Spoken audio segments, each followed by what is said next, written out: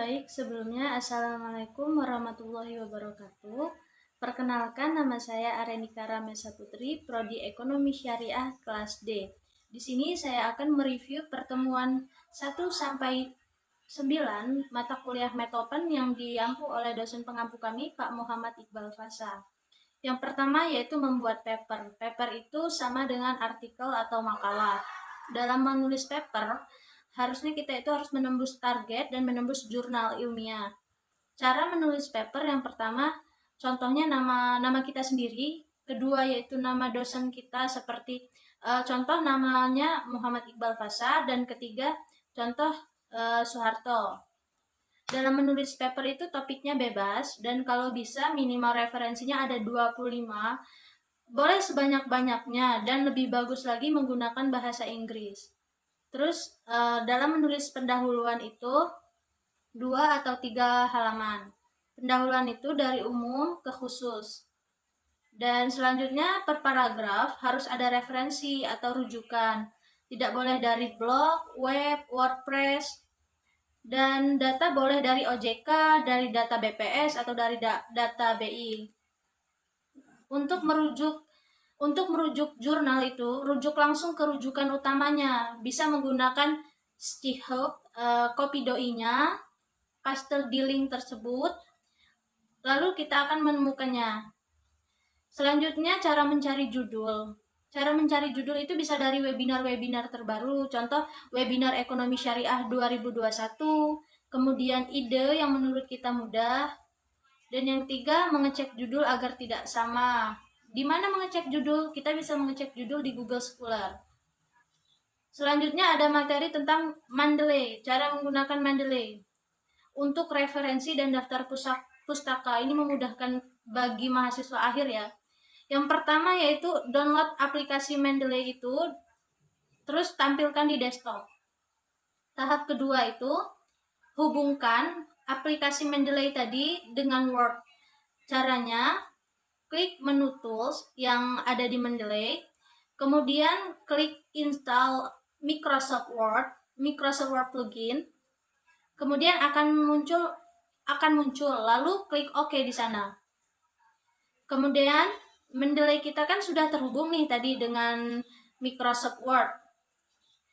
Terus kita klik literatur search.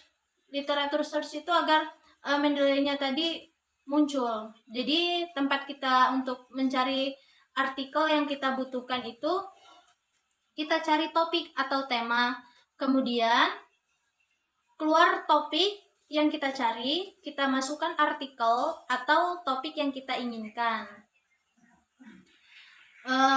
Masuk lagi ke all documents. All documents ini maksudnya adalah artikel-artikel yang sudah kita masukkan ke Mendeley kita tadi.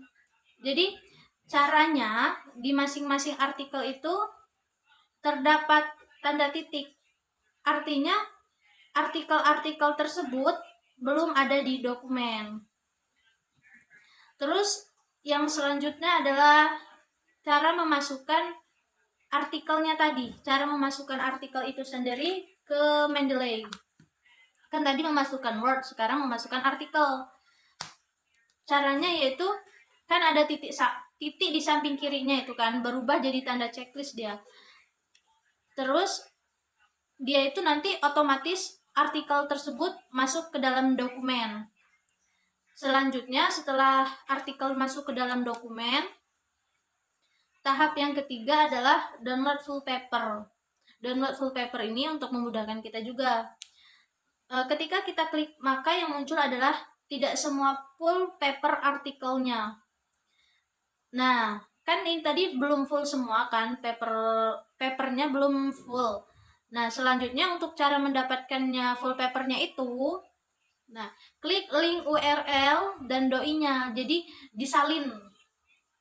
Udah disalin itu, di copy URL atau doi-nya tadi, kemudian masuk tuh ke webnya Skyhub. Skyhub itu kayak mempermudah lah mencari data-datanya tadi. Terus kita tinggal salin link tadi, copy, terus di open. Yang tahap keempatnya adalah sitasi dan pustaka. Caranya adalah Ketika kita Mendeley kita buka Microsoft Word, kemudian baca artikel yang sudah di-download tadi, udah dibaca nih semuanya. Terus kita tulis di Word, yang mana sih yang ingin diambil, dikutip. Nah, setelah dikutip tadi, kita klik reference, lalu akan ada insert citation. Jadi di tools referensi itu ada insert citation. Nah, setelah insert citation ini masukkan citasi. Klik 2 kali itu di insert citation, bisa go to Mendeley langsung. Terus ada menu insert bibliography. Ini fungsinya untuk memasukkan daftar pustaka. Jadi tadi kan kalau biasanya manual tuh, itu enggak, dia langsung otomatis. Kemudian klik insert citation, kemudian kita tulis judul artikel yang kita cari. Kemudian kita klik OK, maka citasinya akan langsung muncul di artikel. Jadi apa yang kita tulis tadi, kita masukkan referensinya, jadi dia langsung muncul tuh di tempat kita tadi. Atau ada cara kedua, kita langsung klik go to Mendeley, kemudian kita klik cite, maka akan muncul langsung. Selanjutnya, jika ingin mengutip artikel yang lain, kita buat parafrase yang baru, kemudian kita seperti tadi lagi, sampai akhir, begitu juga selanjutnya. Kemudian yang terakhir itu kita akan buat daftar pustaka. Jadi kita buat halaman baru untuk membuat daftar. Maka dari daftar tersebut akan muncul daftar pustakanya itu. Selanjutnya yaitu di pertemuan kedua, resume materi pertemuan kedua dan ketiga itu kemarin digabung. Ada mempelajari tentang pendahuluan dan konsep. Kita mempelajari poin-poin dalam paper, yaitu pendahuluan, literatur review, metode penelitian, hasil dan pembahasan, kesimpulan dan saran, dan referensinya. Jadi ketika menulis harus ada dasar atau referensi, nggak bisa kita ngarang kayak gitu, nggak bisa. Jadi tips referensi itu 90%, kalau bisa bahasa Inggris. Kemudian banyak referensi yang dirujuk di paper kita semakin bagus, namun yang dirujuk harus sesuai, jangan ngada-ngada ya. Terus yang contohnya kita bicara nih tentang merger bank syariah, maka rujukannya pun judul rujukannya harus merger bank syariah. Bagaimana kita bisa mendapatkan teori-teori yang cocok misalnya tuh? Kita nggak boleh terlalu luas, karena halaman kita itu kan terbatas nih, cuma 12-15 halaman, sehingga harus spesifik dan menyeluruh. Jangan dibahas semua. Kunci jurnalnya yaitu dari umum ke khusus. Poin-poin contoh nih, pendahuluan, latar belakang itu yang melandasi. Terus apa sih latar belakangnya? Contohnya problem, fenomena, data, grafik, dan selanjutnya apa itu metode penelitian. Jadi metode penelitian itu merupakan suatu cara ilmiah yang dipilih secara spesifik untuk mendapatkan data dan memecahkan suatu masalah yang dilakukan pada suatu penelitian. Tujuannya yaitu dengan tujuan dan kegunaan tertentu. Jadi ada tujuan masing-masing lah ya. Terus penelitian dilakukan oleh research. Apa sih itu researcher? Nah, kembali search. Re itu kembali, search itu meneliti atau mencari, itu orang. Jadi researcher itu adalah orang yang melakukan penelitian kembali. Jadi kita mengungkit kembali. Kalau research gap, apa sih itu research gap? Kayak teori, praktek, sama perbedaan hasil penelitian terdahulu. Contoh, AREN 2021 mengemukakan bahwa minat invest menurun drastis. Nah, cari di abstrak dan kesimpulan AREN 2021-nya tadi. Lalu, cari penelitian relevan, cek hasilnya.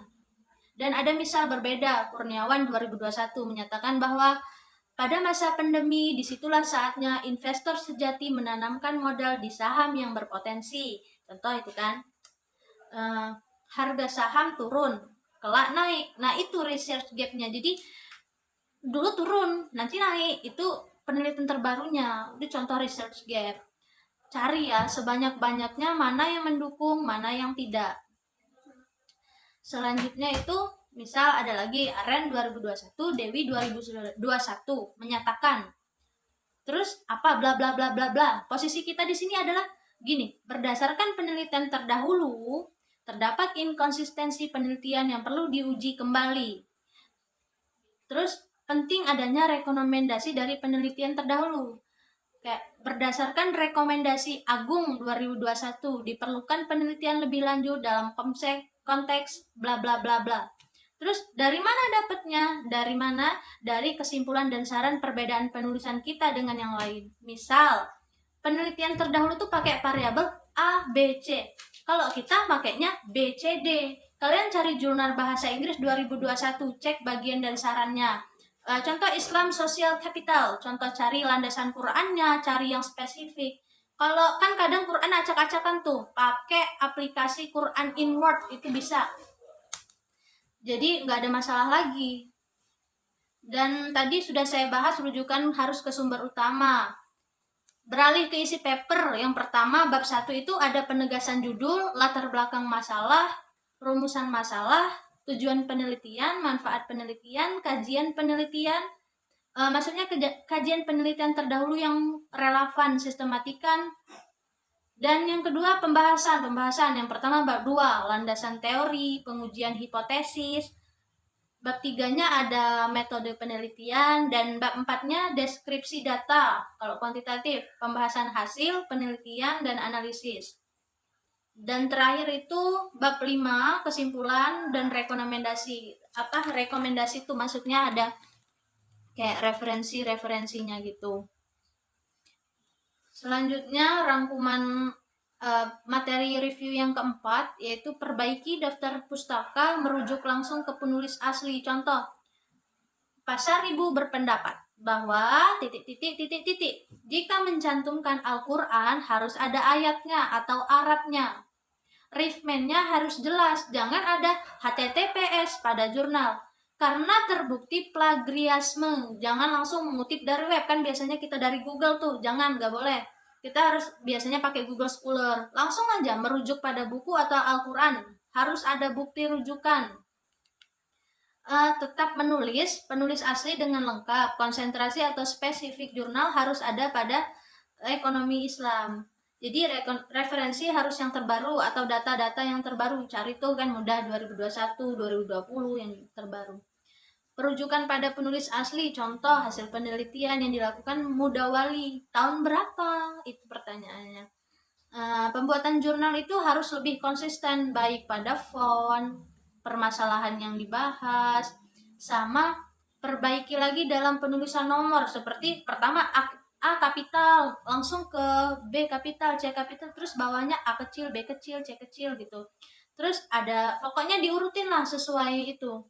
Selanjutnya, gimana sih cara milih kualitatif sama kuantitatif? Penelitian kualitatif atau kuantitatif itu terjun lapangan, analisis, cek bagaimana proses wawancara, bagaimana observasi yang diperoleh, kuesioner kayak setuju, tidak setuju, itu kuesioner, sama pengembangan, dan selanjutnya hipotesis. Terus review yang pertemuan kelima kemarin, yaitu kami belajar tentang cara submit jurnal. Jadi buka database yang kami diberi oleh dosen kami Pak Iqbal, diberi Excel, itu ada linknya, ada emailnya, ada nomor WhatsApp, jurnal mana yang mau kami masukin, ada Sinta berapa, ada yang belum terakreditasinya, di situ lengkap. Kalau Sinta 1 sampai 3 itu susah katanya masuknya. Biasanya udah profesor-profesor. Kalau kita masih pemula ini pakai Sinta 5, 6 atau bahkan yang belum terakreditasi, karena kalau 321 itu benar-benar kayak biasanya para dosen yang ngejar S3 kali ya. Nah, kalau mau S3 itu kan Sintanya harus itu jam terbangnya tinggi banget itu, yang kalau Sinta 321. Terus pilih nih, dia nerbitin bulan berapa aja, kayak kita mau diterbitin bulan November, kan ada jurnal yang biasanya bulan ini dia terbit bulan November. Jurnal itu enggak tiap bulan lo terbit, ada yang setahun 3 kali, ada yang setahun 4 kali. Terus udah di submit, ubah persis kayak mana sih mereka maunya gitu loh, sama dengan apa yang mereka mau, kayak tata penulisannya, kertasnya gitu-gitu semuanya. Kalau dikasih revisi, kita mengerjakan revisi. Pokoknya nanti ada pemberitahuan email. Kemudian kalau misalnya kita udah submit tapi kok nggak ada email gitu kan, tapi kita nggak tahu ditolak atau diterbitkan atau dikasih revisi. Nah, kita boleh tuh ngechat minta kepastian kayak assalamualaikum Pak, maaf Pak, apa kita tarik gitu kan, karena nggak ada respon dari pihak penerbitan, itu boleh. Jadi yang perlu diingat juga, submit jurnal itu ke tempatnya saja, nggak boleh lebih, nggak boleh kita submit jurnal satu ke sini si A misal, terus ke si B, nggak boleh. Terus udah submit jurnal, bahas hipotesis nih. Kita membahas tentang hipotesis ya. Hipotesis adalah suatu pendapat atau kesimpulan yang masih bersifat sementara. Maksudnya, hipotesis itu selalu muncul dalam penelitian yang bersifat kuantitatif.